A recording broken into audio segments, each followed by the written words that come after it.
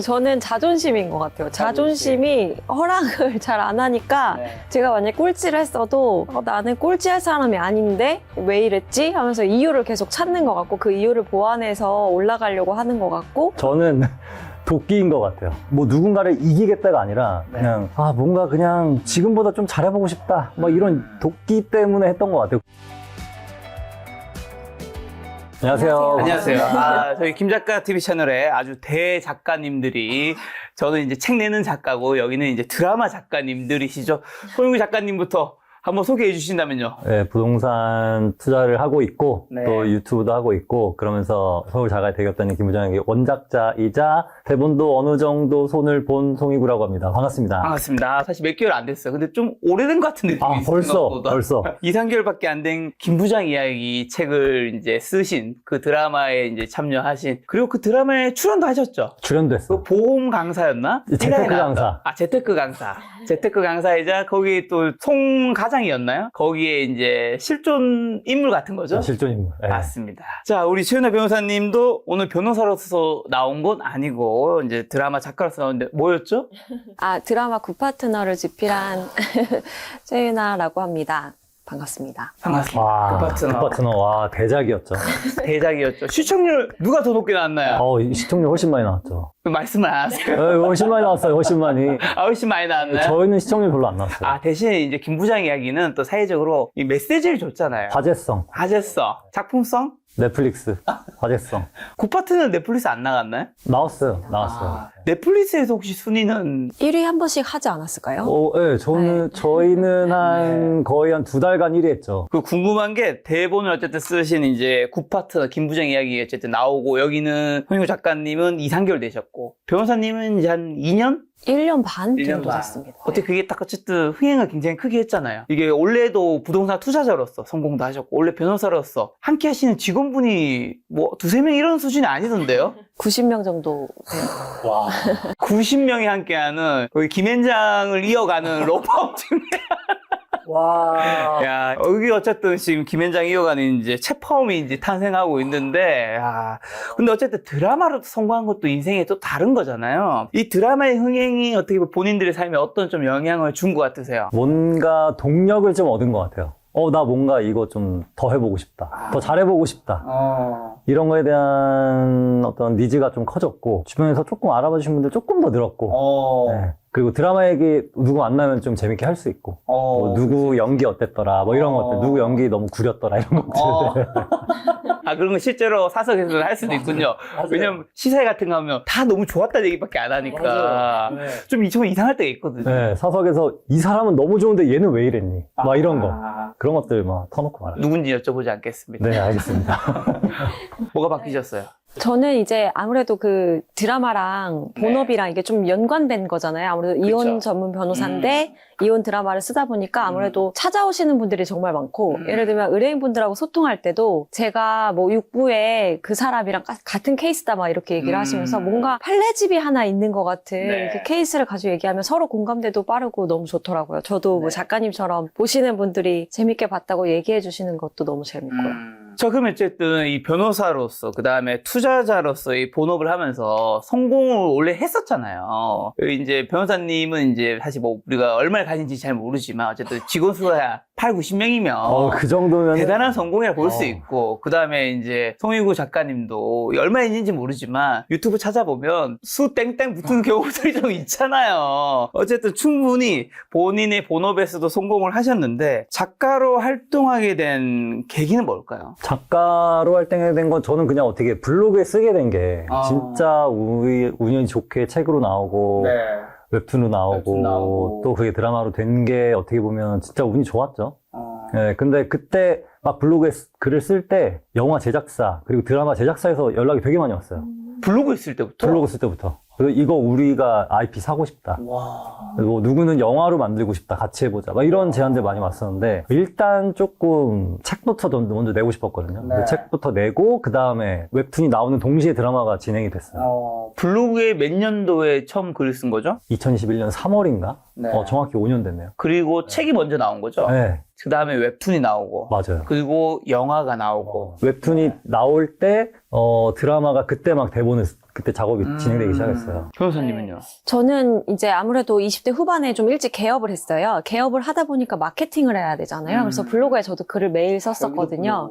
블로그를 쓰다가 이제 좀 매체가 SNS로 좀 옮겨가고 이렇게 계속 글을 쓰다가 이제 SNS에 만화를 해서 저희 회사 홍보도 하고 사건 얘기도 하고 했는데 저도 이제 드라마 제작사나 이런 곳에서 연락을 주셔가지고 좀 드라마를 직접 써보면 어떻겠느냐 그 제안을 주셔가지고 쓰게 됐습니다. 야, 이런 부분에서 그럼 그런 거 어떻게 생각하세요? 어떻게 보면 두 분 다 이 정식 코스라고 해야 될까라기보다는 어떻게 보면 SNS라는 곳에서 블로그라는 곳에서 어떻게 보면 여기가 뭐 요즘에 이런 표현 안 맞겠지 뭐 엘리트 코스나 이렇게 막 탄탄대로의 길은 아니잖아요. 맞아요. 거기서부터 아무도 봐주지 않는 곳에서부터 글을 쓰다가 거기서 세상 사람들이 알아주면서 거기서 이제 막 반짝이면서 나중에 이제 탁 터트린 건데 요즘에는 어쨌든 이런 창구들이 있긴 하잖아요.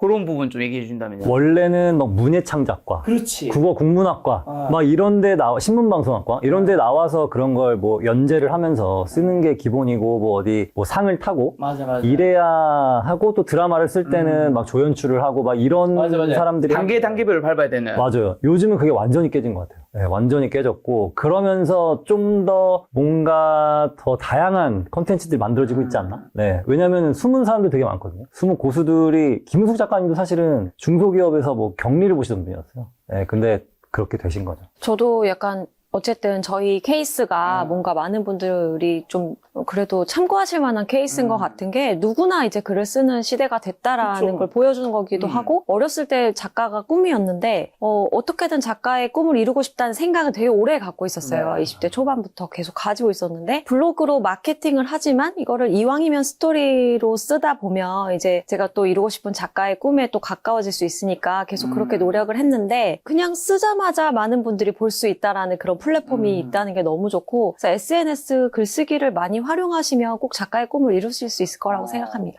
저는 요즘에 이제 두 분처럼 뭐 블로그, 거기서 이제 뭐 책, 웹툰, 드라마 되고 하는 이런 게 우리 사자성어 진짜 오랜만에 써보는 것 같긴 한데 낭중지추 같은 말 있잖아요. 그러니까 요즘 세상에는 재능 있는 사람과 그냥 노력해서 무언가를 만든 사람을 가만 내버려 두지 않는 세상 같아. 누군가가 어쨌든 그걸 알아볼 수밖에 없는 플랫폼에 올리기만 한다면 누군가가 또 그걸 이제 끌고 가서 웹툰을 만들든지 책을 만들든지 함께 드라마나 영화를 만드는. 그래서 저는 네이버에 너무 감사해요. 네, 네이버 블로그가 없었다면 진짜 저는 아무 네. 하지만 어쨌든 네이버 블로그든 변호사님도 블로그에 먼저 쓰기 시작했다는 거죠. 근데 인스타그램도 되게 활발하지 않았나요? 네, SNS 일주일에 그때는 3번 했었고 뭐였죠? 인스타툰이라 했나? 네, 인스타툰 메리지레드라고 해서 이제 이혼 이야기를 썼었는데 저도 연락 주신 피디님한테 너무 감사합니다. 여기서 중요한 건 두 분 다 뭐 이제 서울 자가의 대기업 다닌 김 부장, 이 제목 말하기가 참 힘들어. 그냥 김 부장 통일할게요. 김 부장부터 국파트를 보면서 와, 저 작가들은 이걸로 한 번에 한순간에 대박 진짜 운 좋게 났다 생각하지만 사실 몇 년 전부터 준비된 것들이었다는 거죠. 이게 진짜 쉽지 않습니다. 드라마 작업이라는 게 진짜 막 많은 사람들을 만족시켜야 돼요. 관계자들, 온갖 그 수십 명의 관계자들을 만족시켜야 되고 또 자본이 꽤 많이 들어가거든요. 그래서 이거는 정말 뭐 책 내는 것보다 사실은 훨씬 더 난이도가 있더라고요. 자, 그리고 또 전문직 콘텐츠 제작이 활발한 요즘에 그러면 이제 두 분 다 어떻게 보면 브랜드를 만드신 분들인데 자신만의 브랜딩을 구축한 비결과 이 본인의 브랜드를 만드는데 어느 정도 시간이 걸린 것 같나요? 아까 질문에서 좀 이어지는 거죠. 전 한 15년 걸리지 않았나. 15년. 사회생활부터 다치는 거 아니에요, 지금? 그러면 안 될 것 같은데. 저는 부동산 투자부터 이게 없었다면 아무것도 안 됐을 것 같아요. 어쨌든 83년생이시죠? 네. 그래서 29살 때부터 부동산에 뛰어들어서 20대 후반에 개업을 하셨듯이 저는 그때부터 부동산 투자하면서 뭔가 막 그때부터 독서하고 이랬던 시간들이 어찌 보면 더 소중한 것 같아요. 네, 지금 뭔가 딱 보여지는 것보다 그 과정이 있었기에 이 시간들을 좀 견뎌내지 않았나? 저도 한 10년 걸린 것 같은데 뭔가 저도 29에 개업을 해서 계속 블로그에 글 쓰고 SNS에 글 쓰고 34, 5쯤에 유퀴즈에 나갔고 두 번 나갔죠. 네, 2번 나갔고 그리고 드라마를 써서 또 굿파트너라는 이혼 드라마를 만들어서 이게 또 저의 브랜딩으로 연결되는 데까지는 10년 정도는 그래도 걸렸던 것 같습니다. 자, 근데 또 새로운 분야에 도전할 때 따르는 무서움이나 두려움은 없었는지 그걸 좀 어떻게 돌파했는지 여쭤보고 싶은 게 왜냐면 왜냐면 뭐 변호사로서 성공한 것과 또 투자자로서 성공한 것과는 드라마 작가라는 건 또 다른 영역이잖아요. 다른 영역에 갔을 때 무서움도 있고 거기서 내가 뭔가 실패했을 때 맞이하는 세상 사람들의 시선도 있을 수 있고 그리고 또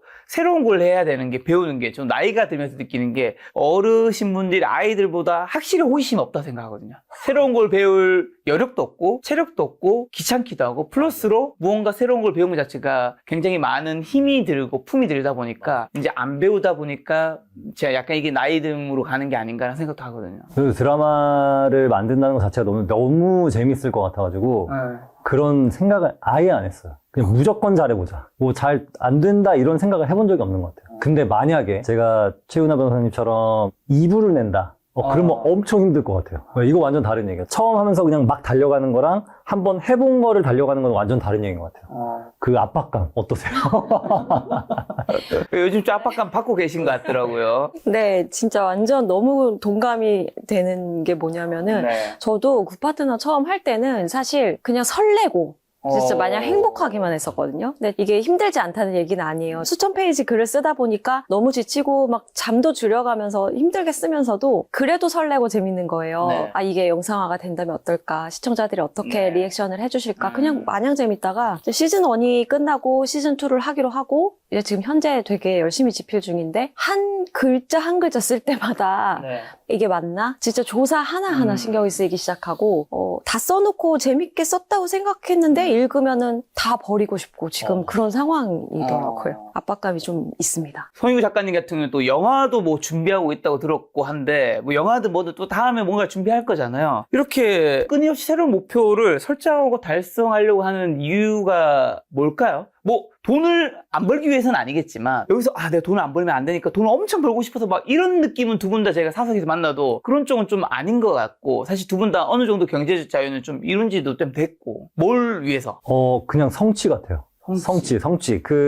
만약에 사실 이 드라마를 쓰고 영화를 쓰고 이거는 돈이 별로 되지 않습니다. 생각보다 노력 대비 진짜 가성비가 떨어지는 거예요. 왜냐면 나눠가는 스태프들도 진짜 많고 배우들도 많고 하다 보니까 이 하나가 다 나눠지거든요. 그래서 뭐 그렇게 경제적으로 남는 건 별로 없어요. 그렇지만 이 작품이 하나 남는다. 요게 진짜 큰 것 같아요. 넷플릭스 들어가면은 내가 쓴 게 있네. 그리고 누군가가 이거에 대해서 감동을 받고 얘기를 하네. 이게 훨씬 더 큰 것 같아요. 네, 저도 비슷한 것 같은데 뭔가 그냥 제가 죽고 나서 그냥 제가 한 것들이 남아있다는 것도 너무 좋고 저희 아이들이 나중에 볼 수 있다는 것도 좋고 그리고 뭔가 이혼 드라마를요? 불륜 예방 불륜 예방. 너희들 절대 그렇게 살면 안 된다. 끝은 다들 불행밖에 안 남는다.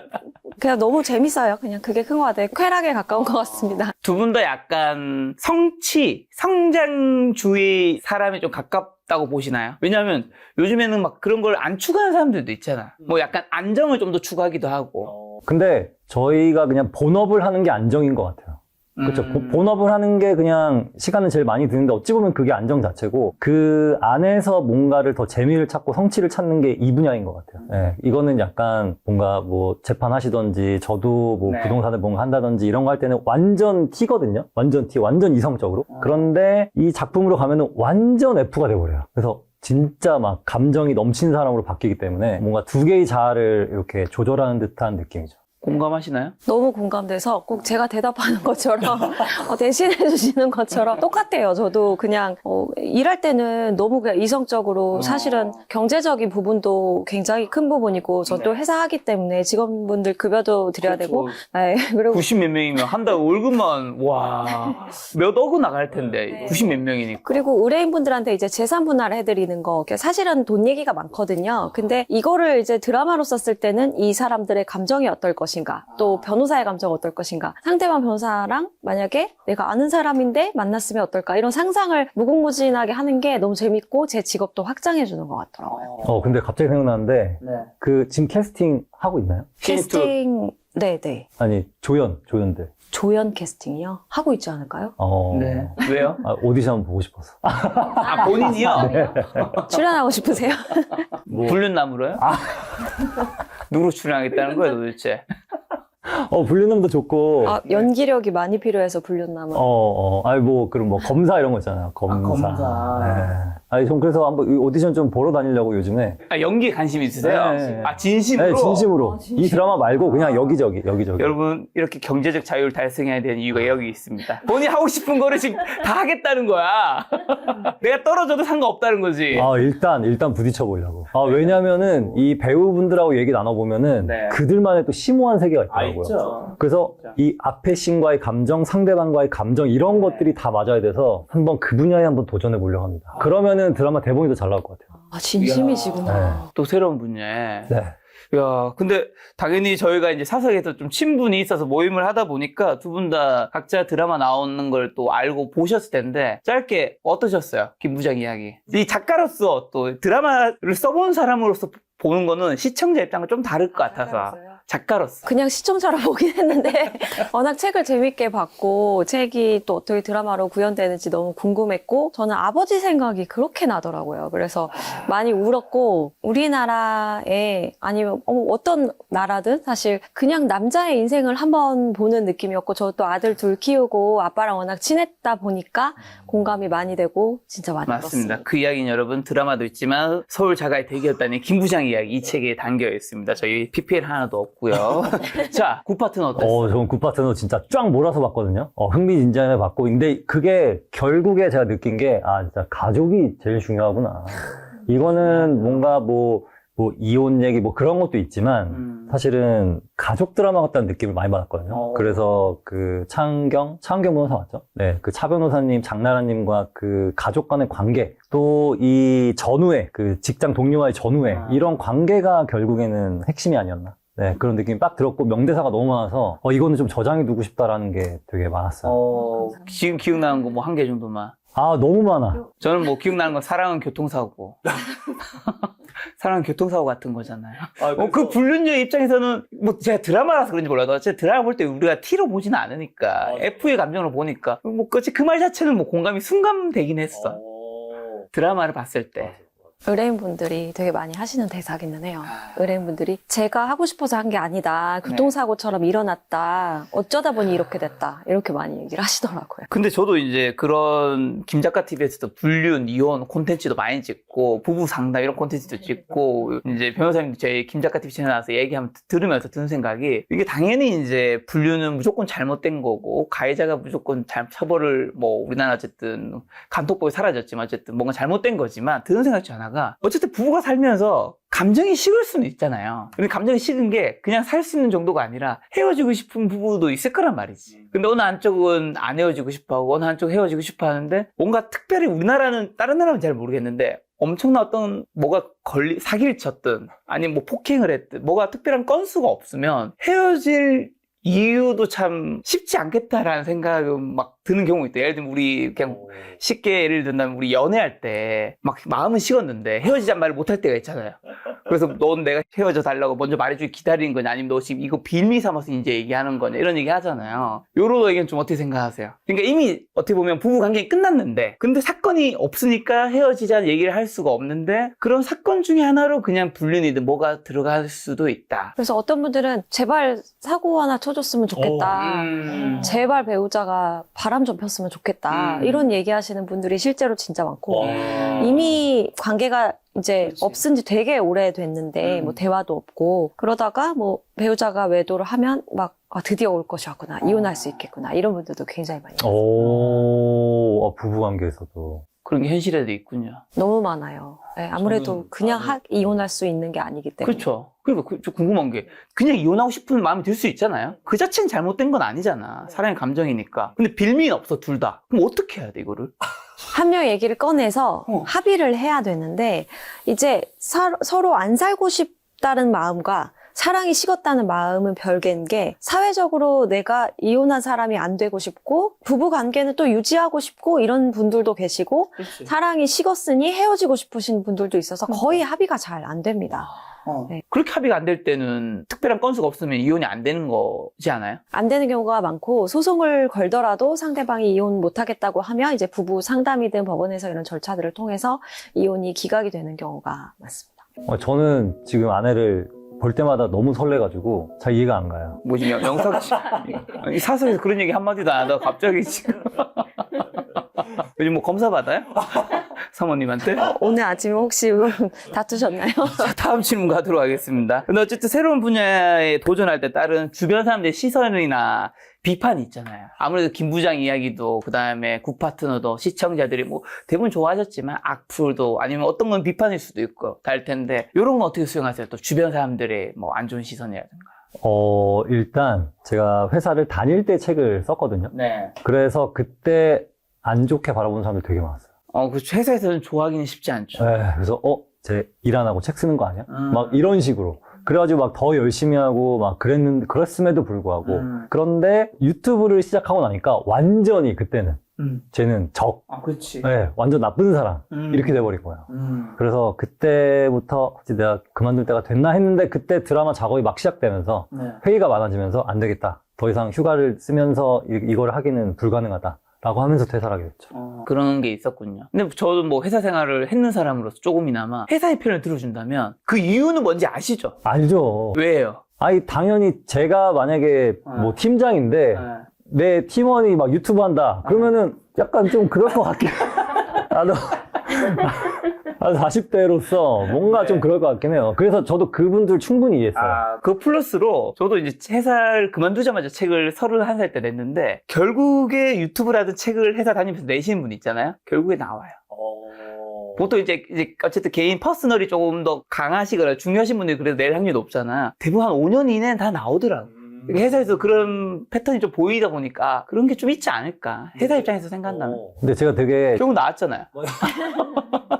저희 회사에 되게 좋은 종적을 남긴 게 뭐냐면, 제가 다녔던 회사 남자 최초로 육아휴직을 썼어요. 왜냐면은 이게 퇴사할까 말까 고민하다가 육아휴직을 써보고 일단 퇴사를 하자 해가지고, 그때 자녀가 1학년이어가지고 마침 딱 육아휴직을 썼는데, 그때 전사에서 막 부글부글 했어요. 그렇지. 이거 남자가 육아휴직 쓰는 거 말이 돼? 해가지고 막 부글부글 해가지고 저희 상사가 그럼 8개월만 써. 1년 절대 안 돼. 해가지고 8개월만 딱 썼거든요. 근데 그리고 딱 복직하니까 육아휴직 막 너도 나도 쓰기 시작하는 거예요. 그렇지. 1호가 힘든 거니까. 네. 그래서 되게 제 후배들은 또 그 부분에 대해서 고마워하더라고요. 그 부분은 좀 잘했다고 생각합니다. 네, 저도 비판이 당연히 정말 많았고, 비난도 어마어마했고, 근데 이제 좀 다 찾아보는 편이에요. 굳이 좀 힘든 길을 가는 편이어서 다 찾아보고, 왜냐면 진짜 1000개의 비난 중에서 1개의 제대로 된 비판이 있다면은 저한테 너무 도움이 되니까 찾아보는데, 저도 이제 작가님처럼 마찬가지로 본업의 시간을 당연히 절대적인 시간이 있고, 제가 다른 거 안 하고 사실 뭐 취미든 친구 만나는 거든 다 포기하고 나머지 시간을 주말에도 완전히 다 글쓰기에 몰입해서 또 하나의 어떤 성취를 이루었는데, 변호사 제대로 안 하지 않냐, 사건 제대로 신경 안 쓰는 거 아니냐, 이런 게 제일 억울하고 힘들었어요, 사실은. 근데 뭐 어쩔 수 없는 거라고 생각해요. 그냥 제 욕심에 어쨌든 이거를 2개를 계속 할 거면 욕은 계속 있겠다 생각이 들고, 이번에 이제 2번째 굿파트너 이제 시즌2를 쓰면서 이게 또 좀 두렵더라고요, 이제. 왜냐면 제가 시즌1 때는 뭔가 그런 생각을 사실은 하면 안 되지만, 내가 부족해도 그래도 내가 전문 작가가 아닌데, 뭐,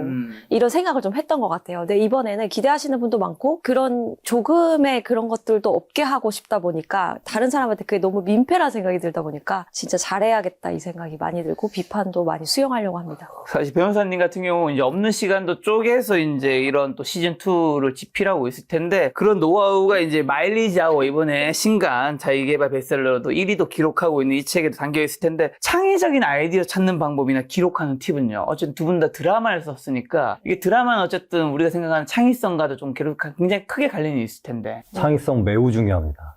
네, 왜냐면은 남들이 생각 못한 대사가 툭툭 나와야 되거든요. 그리고 뭔가 임팩트가 있어야 되는 순간들이 꼭 있어요. 그렇죠. 근데 그거가 막 억지로 생각하려고 하면 잘 안 나고, 진짜 우연히 그냥 탁 떠오르는 것들. 그러니까. 그래서 저는 많이 걸어요. 걷는다. 네, 그래서 저희 집부터 막 강남역까지 걸어갔다고 오고, 그러면서 강남역에 뭐 있나, 막 알라딘 중고서점 들어가 보고, 교보도 들어가고, 자라도 들어가고. 자극을 주는군요. 맞아요. 무인양품도 들어가고, 뭐, 그러면서, 중고책 혹시 요즘 절판된 것들, 그런 것들 알라딘 가서 한번 찾아보기도 하고, 이런 것들이 뭔가 도움이 좀 되는 것 같아요. 저는 이제 영감을 얻기 위해서, 오디오북을 진짜 좋아해가지고 드라이브 하는 것도 좋아하고 그래서 운전하면서 오디오북 듣는 거 그때 제일 영감이 많이 떠오르는 것 같고 다른 사람들이 이제 책을 이렇게 듣다 보면은 그 작가가 그 책에 어떤 감정을 주된 감정으로 다루는가가 이렇게 딱 갑자기 확 느껴질 때가 있고 나도 이런 감정을 느낀 적 있는데 이러면서 이걸 좀 확대시키면서 그때그때 적기도 하고 그렇습니다. 자, 두 분 다 지금의 성공을 만든 이제 예전의 가정을 한번 좀 보려고 하는데, 자, 20대, 30대 시절 취업 및 그러면 커리어상에 아까 성공한 얘기는 이제 많이 여쭤봤으니까 가장 큰 실패는 뭐였고 그 실패 경험이 현재의 단단한 내면을 만드는데 어떤 역할을 했을까요? 20대, 30대 시절에 뭐 두 분 다 엄청 이제 어떻게 보면 변호사님은 좀 더 젊으시니까 20 보고 봐야 될 것 같고 송희구 작가는 20, 30 초반까지 봐야 되고 취업이 힘들었던 걸로 제가 봤는데 취업 힘들었고 일단 그 전에 저의 어떻게 보면 계기가 뭐냐면 네. 제가 고등학교를 시험 봐서 들어갔거든요. 공부 잘했다는 뜻이죠? 아니에요. 저희는 비평준 나왔어요. 네. 그래서 누구나 다 시험 봐야 됐어요. 네. 근데 저는 그 고등학교 시험이 끝나면은 그냥 모든 게 끝인 줄 알았어요. 그래서 중학교 때 공부를 좀 잘하는 편이었는데 딱 고등학교 들어가서 시험 끝나니까 나 마치 대학생처럼 나 모든 게 끝났다 라고 하면서 고등학교 때부터 엄청 놀았습니다. 고1 내내. 근데 저희 그 고등학교가 이 반 1반부터 이 끝반까지 성적 순서로 반을 나누거든요. 근데 제가 꼴반을 간 거예요. 2학년 때. 그래가지고 그때 좀 충격 받아가지고 그때부터 막 하기 시작했는데 3학년 때는 1반으로 갔어요. 다시.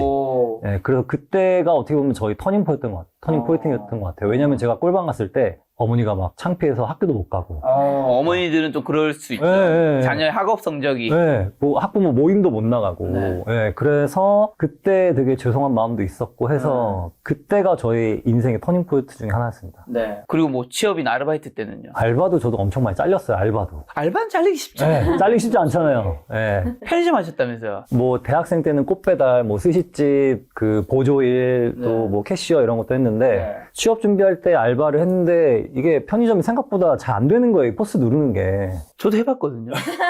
그렇게 편의점에서 잘리기 쉽지 않은데요. 돈 훔치지 않는 이상. 네, 그래서 저는 뭔가 좀 안 됐던 것 같아요. 그래서 그 한번 잘리고 그러면서 여러 가지 나의 문제가 무엇인가?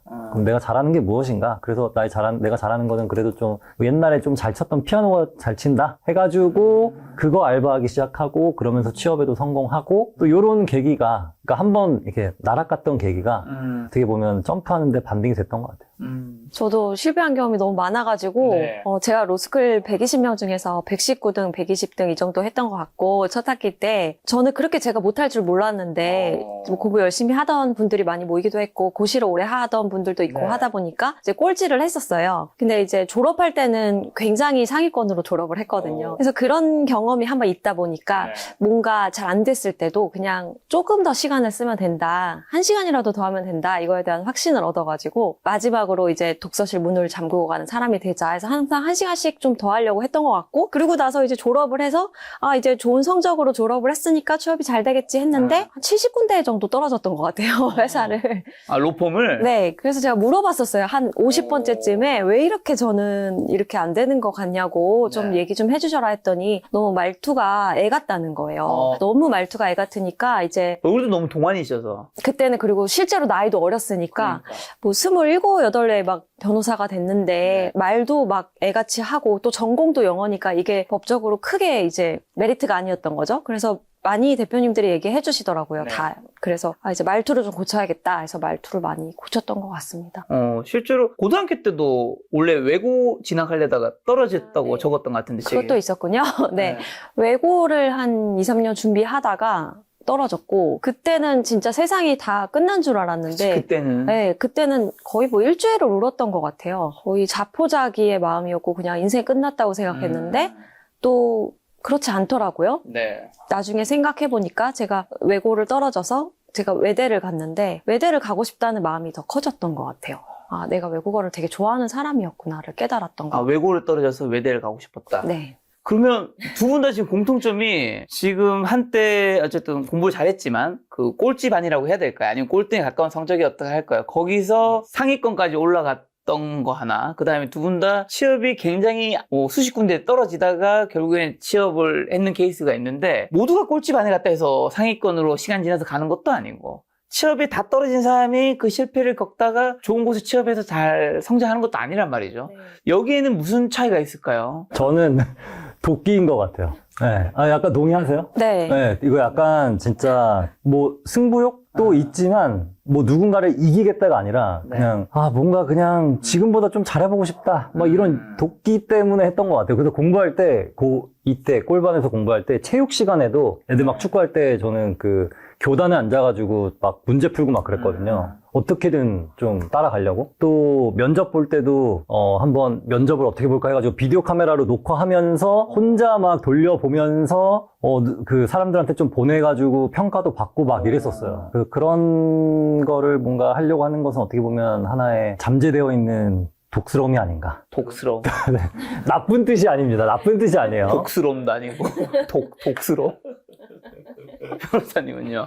저는 자존심인 것 같아요. 자존심이 허락을 잘 안 하니까 제가 만약에 꼴찌를 했어도 나는 꼴찌할 사람이 아닌데 왜 이랬지? 하면서 이유를 계속 찾는 것 같고 그 이유를 보완해서 올라가려고 하는 것 같고 뭔가 잘 안 됐을 때 취업이 안 돼도 왜 이러지? 약간 계속 왜를 달면서 보완을 해나가는 것 같아요. 그 결국은 제가 너무 자존심이 강해서 제 자존심이 허락을 안 했던 것 같아요. 어떻게 보면 단어는 다르지만 도끼, 자존심, 저는 단어는 다르지만 뉘앙스는 비슷하다는 생각이 들거든요. 이게 근데 결국에는 경쟁에서 내가 어쨌든 뒤처졌는데 도끼로서 아니면 내 자존심상 올라가고 싶다는 게 어떻게 보면 자본주의 사회가 어쨌든 경쟁 사회잖아요. 경쟁에서 이기고 싶어하는 의지, 경쟁에 이기고 싶어하는 마음이랄까, 경쟁력이라고 할까? 그런 거랑도 좀 관련이 있을까요? 있는 것 같아요. 있는 것 같은 게. 누군가를 꼭 이기고 싶다기보다 어쨌든 내가 지고 싶지 않은. 근데 생각해보니까 그 공부를 할 때 쟤보다는 시험 진짜 잘 봐야지. 이런 게 항상 있었어요. 근데 걔보다 시험을 잘 보면 이 모의고사 전국 등수가 막 만등이 올라가고 막 이런 거예요. 그러니까 얘보다 한 번 잘 보니까 전국 등수가 만등이 올라가니까 또 쟤보다 잘 보면 또 몇만 등이 올라가겠네?